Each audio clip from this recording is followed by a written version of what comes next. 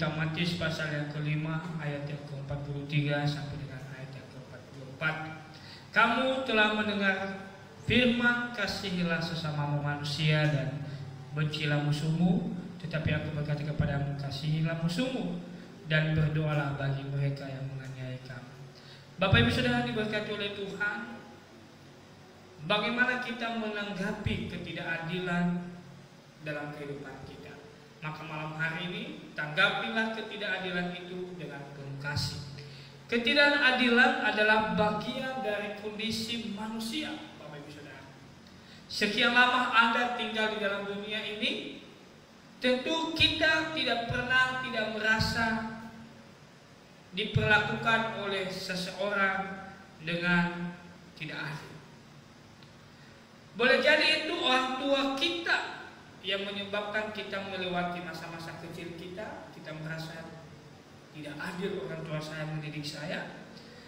Boleh juga itu karena kita bekerja dengan orang lain, kita diperlakukan dengan kasar, tidak ada harga diri kita, dan mungkin kita sudah sampai di titik nol paling terakhir. Mungkin kita sudah mau membalas semua yang dia lakukan karena ketidakadilan yang kita alami.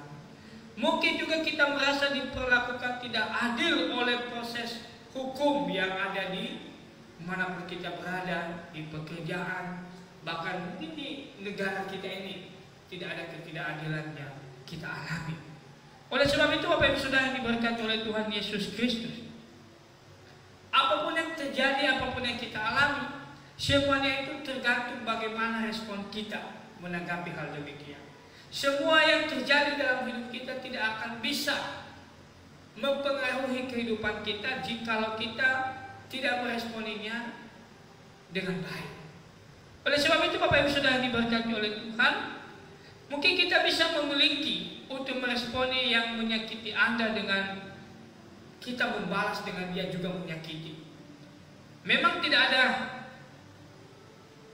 meragukan lagi hal demikian, pasti kita akan mengalami. Jika kalau kita diperlakukan tidak adil, sudah pasti ya ada di hati dan pikiran kita harus membalasnya, Bapak Ibu Saudara. Karena kenapa?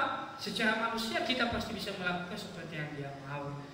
Tetapi Bapak Ibu Saudara diberkati oleh Tuhan, malam hari ini Tuhan memberi kita sebuah pilihan yang secara manusia mungkin ini pilihan yang tidak gampang kita bisa melakukan dalam hidup kita. Karena kenapa? Aku berkata kepadamu, kasihilah musuhmu dan berdoalah bagi mereka yang menganiaya kamu.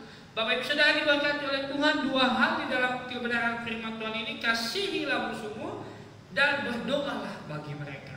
Bapak Ibu Saudara diberkati oleh Tuhan, ini melebihi batas pemikiran kita sebagai manusia. Bagaimana mungkin kita mengasihi musuh? Bagaimana mungkin kita mengasihi orang yang menyakiti kita, orang yang sudah menipu kita, orang yang sudah membuat hidup kita dengan penuh ketidakadilan? Dan selanjutnya berkata berdoalah. Ini kan berdoa ini berbuat baik, perbuatan baik. Tuhan bagaimana aku berdoa? Dan isinya berkata ampunilah di dalam doa kita setiap orang mengasihi kita, setiap orang menganiaya kita.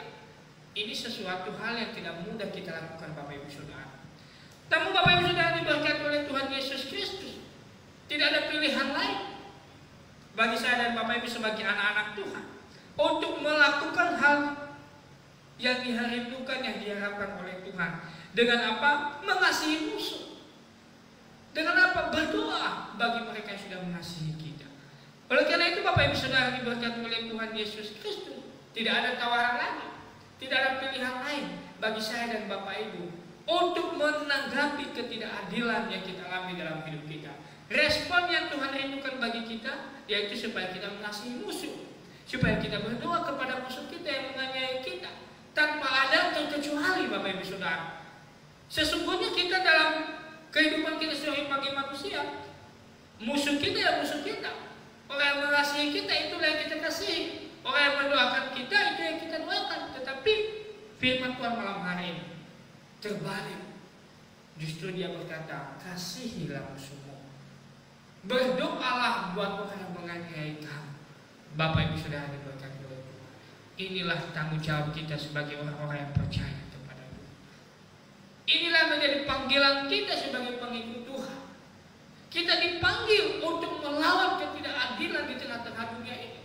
Kita dipanggil untuk melawan hukum yang ada di dalam dunia ini.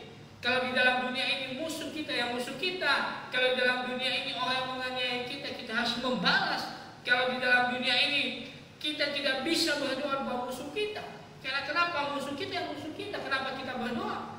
Kenapa kita berdoa supaya dia lebih baik? Justru kalau kita mau berdoa, berdoa supaya dia semakin terpuruk, berdoa supaya dia mengalami malapetaka, berdoa supaya dia mengalami kehancuran. Mungkin itu yang menjadi inti doa kita. Tetapi malam hari ini Bapak Ibu Saudara, panggilan kita sebagai pengikut Tuhan, mari kita mengasihi musuh kita.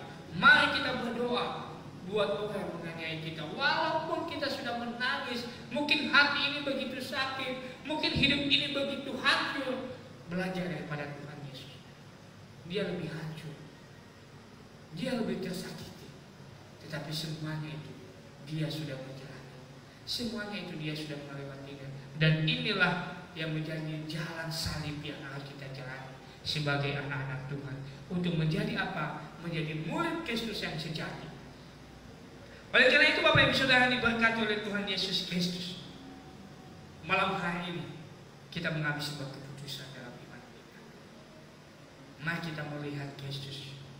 Dia sudah mengasihi, dia sudah mengampuni setiap dosa kita. Kita boleh melakukan ini. Kita boleh mengasihi musuh kita. Kita boleh berdoa bagi musuh kita ketika kita merenungkan kasih sayang Tuhan bagi kita. Karena kenapa Tuhan mau kita lewat keterpurukan yang kita alami, kita boleh menjadi berkat bagi orang lain. Lewat keterpurukan yang kita alami, kita boleh memuliakan nama Tuhan. Terpuji nama Tuhan. Mungkin hari ini engkau sedang ditipu, mungkin hari ini kamu mengalami penganiayaan, mungkin hari ini kamu digosipin oleh orang yang ada di sekitar kami. Kamu, Tuhan berkata, kasihilah dia, berdoalah bagi dia. Kiranya firman Tuhan malam hari ini boleh memberkati dan memampukan kita. Mari kita berdoa. Terima kasih untuk firman-Mu malam hari ini Tuhan, mengajarkan kami supaya kami mengasihi musuh kami, supaya kami berdoa bagi orang yang menganiaya kami. Secara manusia ini tidak gampang kami lakukan, tetapi inilah menjadi panggilan kami, jalan salib yang harus kami jalani. Karena Tuhan yang menjadi teladan kami, Tuhan sudah menjadi terlebih dahulu menjalani bagi kami, sehingga kami pun harus menjalaninya bagi hidup kami. Tapi kami yang tidak percaya, Tuhan tidak meninggalkan.